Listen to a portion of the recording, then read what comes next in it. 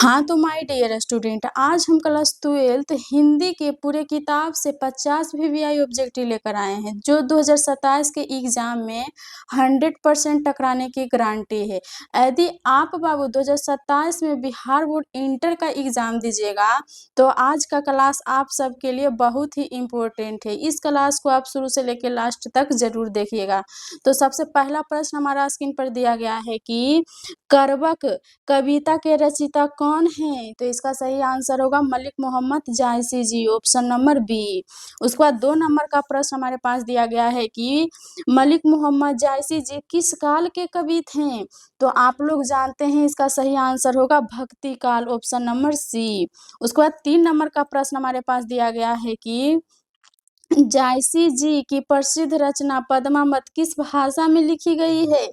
तो इसका सही आंसर होगा अवधी, ऑप्शन नंबर बी। उसके बाद 4 नंबर का प्रश्न हमारे पास दिया गया है कि मलिक मोहम्मद जायसी जी का जन्म कब हुआ था? तो मलिक मोहम्मद जायसी जी का जन्म हुआ था 1492 ईस्वी में। उसके बाद 5 नंबर का प्रश्न हमारे पास दिया गया है कि चित्र रेखा और अखरावट किसकी प्रसिद्ध रचना है? तो इसका सही आंसर होगा ऑप्शन नंबर बी, जायसी जी का। उसके बाद 6 नंबर का प्रश्न हमारे पास दिया गया है कि जायसी के काव्य में मुख्य रूप से किस रस की प्रधानता है? तो इसका सही आंसर होगा श्रृंगार रस, ऑप्शन नंबर सी। उसके बाद 7 नंबर का प्रश्न हमारे पास दिया गया है कि सूरदास जी का पद मुख्यतः किस भाषा के थे? आंसर होगा ऑप्शन नंबर बी, वात्सल्य एवं भक्ति भाव के। हमारे पास दिया गया है कि सूरदास के दीक्षा गुरु कौन थे? तो सूरदास के दीक्षा गुरु थे महाप्रभु वल्लभाचार्य, ऑप्शन नंबर बी। उसके बाद 9 नंबर का प्रश्न हमारे पास दिया गया है कि सूरदास किस भाषा के महान कवि माने जाते थे? तो सूरदास बर्जियान भाषा के महान कवि माने जाते थे। तो इसका राइट आंसर होगा ऑप्शन नंबर बी। उसके बाद 10 नंबर का प्रश्न हमारे पास दिया गया है कि सूरसागर और साहित्य लहरी किसकी प्रमुख रचना है? तो इसका सही आंसर होगा ऑप्शन नंबर बी, सूरदास जी का। उसके बाद 11 नंबर का प्रश्न हमारे पास दिया गया है कि जागिए ब्रजराज कुंवर पद में ब्रजराज शब्द किसके लिए प्रयुक्त हुआ है? तो इसका सही आंसर होगा option number B, Shri Krishna के लिए। उसके बाद 12 नंबर का प्रश्न हमारे पास दिया गया है कि सूरदास जी का जन्म स्थान कहाँ माना जाता है? तो सूरदास का जन्म स्थान माना जाता है सीही यानी दिल्ली के पास। 13 नंबर का प्रश्न हमारे पास दिया गया है कि सूरदास का मूल नाम क्या था? तो सूरदास का मूल नाम था राम बोला, ऑप्शन नंबर ए। उसके बाद 15 नंबर का प्रश्न हमारे पास दिया गया है कि तुलसीदास के दीक्षा गुरु कौन थे? तो तुलसीदास के दीक्षा गुरु थे नरहरि दास, ऑप्शन नंबर बी। उसके बाद 15 नंबर का प्रश्न हमारे पास दिया गया है कि रामचरितमानस के रचयिता कौन है? तो इसका सही आंसर होगा ऑप्शन नंबर बी, तुलसीदास।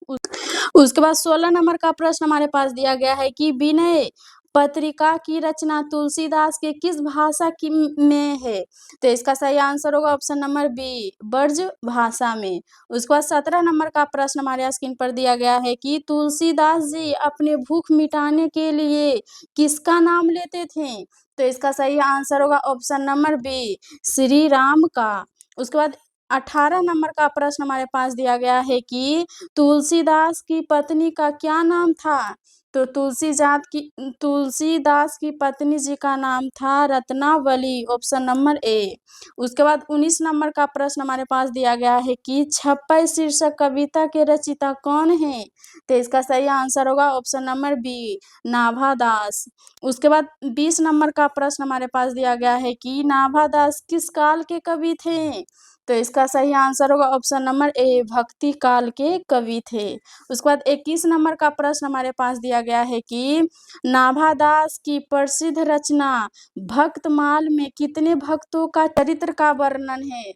तो इसका सही आंसर होगा ऑप्शन नंबर बी, 200 का। उसके बाद 22 नंबर का प्रश्न हमारे पास दिया गया है कि नाभादास के दीक्षा गुरु कौन थे? तो नाभादास के दीक्षा गुरु थे स्वामी अग्रदास, ऑप्शन नंबर ए। मेरे प्यारे बच्चों, आप सबसे रिक्वेस्ट है कि वीडियो को शुरू से लेकर लास्ट तक ज़रूर देखिएगा और वीडियो को लाइक भी करते जाइएगा। तो 23 नंबर का प्रश्न मेरे स्क्रीन पर दिया गया है कि छप्पय में नाभादास ने किस 2 मुख्य कवियों का विशेषताओं का वर्णन किए हैं? तो इसका सही आंसर होगा ऑप्शन नंबर बी, कबीरदास और सूरदास जी का। उसके बाद 24 नंबर का प्रश्न हमारे पास दिया गया है कि कवित शीर्षक कविता के रचयिता कौन हैं? तो इसका सही आंसर होगा ऑप्शन नंबर ए, भूषण। उसके बाद 25 नंबर का प्रश्न हमारे पास दिया गया है कि रीतिकाल के प्रसिद्ध कवि भूषण का मुख्य रस कौन सा है? तो इसका सही आंसर होगा ऑप्शन नंबर बी, वीर रस। उसके बाद 26 नंबर का प्रश्न हमारे पास दिया गया है कि छत्रसाल की तलवार की तुलना भूषण ने किससे की है? तो इसका सही आंसर होगा ऑप्शन नंबर डी, उपर्युक्त सभी से। उसके बाद 27 नंबर का प्रश्न हमारे पास दिया गया है कि भूषण को कवि भूषण की उपाधि किसने दी थी? तो इसका सही आंसर होगा ऑप्शन नंबर ए, राजा रुद्र शाह ने। उसके बाद 28 नंबर का प्रश्न हमारे पास दिया गया है कि शिवराज भूषण और छत्रसाल दशक किसकी रचना है? इसका सही आंसर होगा ऑप्शन नंबर बी, भूषण का। उसके बाद 29 नंबर का प्रश्न हमारे पास दिया गया है कि तुमुल कलह कलह में शीर्षक कविता के रचयिता कौन है? तो इसका सही आंसर होगा Jaishankar Prasad, option number B. उसके बाद 30 नंबर का प्रश्न हमारे पास दिया गया है कि जयशंकर प्रसाद का संबंध किस काव्य धारा से है? तो इसका सही आंसर होगा ऑप्शन नंबर सी, छायावाद। 31 नंबर का प्रश्न हमारे पास दिया गया है कि तुमुल कलह कलह में कविता जयशंकर प्रसाद ने किस महाकाव्य अंश का है? तो इसका सही आंसर होगा ऑप्शन नंबर बी, कामायनी का। उसके बाद 32 नंबर का प्रश्न हमारे पास दिया गया है कि कामायनी महाकाव्य में श्रद्धा किसका प्रतीक है? तो इसका सही आंसर होगा ऑप्शन नंबर सी, हृदय का। उसके बाद 33 नंबर का प्रश्न हमारे पास दिया गया है कि जयशंकर प्रसाद के पिताजी का क्या नाम था?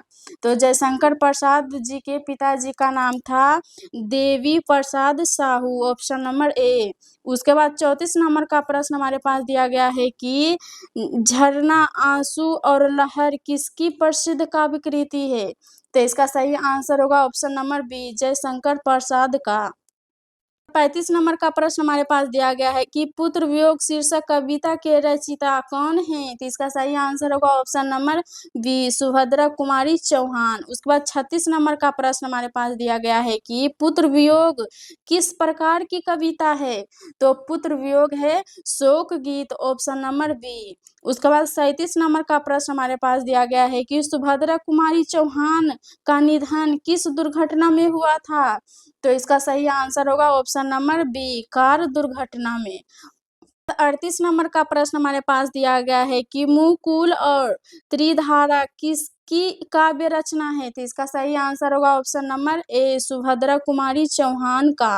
उसके बाद 39 नंबर का प्रश्न हमारे पास दिया गया है कि सुभद्रा कुमारी चौहान को मुकुल कविता संग्रह पर कौन सा पुरस्कार मिला था? तो इसका सही आंसर होगा ऑप्शन नंबर बी, शेक्सपियर पुरस्कार। उसके बाद 40 नंबर का प्रश्न हमारे पास दिया गया है कि छौना शब्द पुत्र वियोग कविता में किसके लिए प्रयुक्त हुआ है? तो इसका सही आंसर होगा ऑप्शन नंबर बी, पुत्र के लिए। उसके बाद 41 नंबर का प्रश्न हमारे पास दिया गया है कि मलिक मोहम्मद के नाम से जायसी शब्द किस कारण जुड़ा है? तो इसका सही आंसर होगा ऑप्शन नंबर बी, जायस स्थान का निवासी होने के कारण। उसके बाद 42 नंबर का प्रश्न हमारे पास दिया गया है कि जायसी जी किस शाखा के कवि माने जाते थे? तो इसका सही आंसर होगा ऑप्शन नंबर बी, प्रेम मार्गी शाखा के। उसके बाद 43 नंबर का प्रश्न हमारे पास दिया गया है कि सूरदास को किस रस का सम्राट कहा जाता है? तो इसका सही आंसर होगा ऑप्शन नंबर बी, वात्सल्य रस का। उसके बाद 44 नंबर का प्रश्न हमारे पास दिया गया है कि कवितावली और दोहावली किसकी रचना है? तो इसका सही आंसर होगा option number B, Tulsidas ji का। उसके बाद 45 नंबर का प्रश्न हमारे पास दिया गया है कि भक्तमाल किस प्रकार की रचना है? तो इसका सही आंसर होगा ऑप्शन नंबर बी, भक्त चरित्रों की माल या वर्णन। 46 नंबर का प्रश्न हमारे पास दिया गया है कि छत्रपति शिवाजी के सैर का वर्णन किस कवि ने अपने रचनाओं में किया है? तो इसका सही आंसर होगा ऑप्शन नंबर ए, भूषण में। उसके बाद 47 नंबर का प्रश्न हमारे पास दिया गया है कि कामायनी में मनु किसके प्रतीक माने जाते थे? तो इसका सही आंसर होगा ऑप्शन नंबर बी, मन के। उसके बाद 48 नंबर का प्रश्न हमारे पास दिया गया है कि कवयित्री सुभद्रा कुमारी चौहान के अनुसार माँ के लिए अपने मन को समझना कब कठिन हो जाता है? तो इसका सही आंसर होगा ऑप्शन नंबर बी, पुत्र के निधन यानी शोक पर। उसके बाद 49 नंबर का प्रश्न हमारे पास दिया गया है कि तुल गति हवा की शांति और चेतना थकी सी भाव किस कविता में व्यक्त हुए हैं? तो इसका सही आंसर होगा ऑप्शन नंबर बी, तुमुल कुलाहा कलहा में। उसके बाद 50 नंबर का प्रश्न और सबसे लास्ट प्रश्न हमारे पास दिया गया है कि तुलसीदास जी का जन्म किस जिले यानी राज्य में हुआ था? तो इसका सही आंसर होगा option number A, Banda, Uttar Pradesh. तो चलिए आज के क्लास में हम सभी 50 वीवीआई ऑब्जेक्टिव का सॉल्यूशन करवा दिए हैं। यदि आपको ये वीडियो अच्छा लगे तो वीडियो को लाइक कर दीजिएगा और मेरे चैनल पे नए हैं तो चैनल को सब्सक्राइब भी कर लीजिएगा और कमेंट करके बताइएगा कि आज का क्लास आपको कैसा लगा।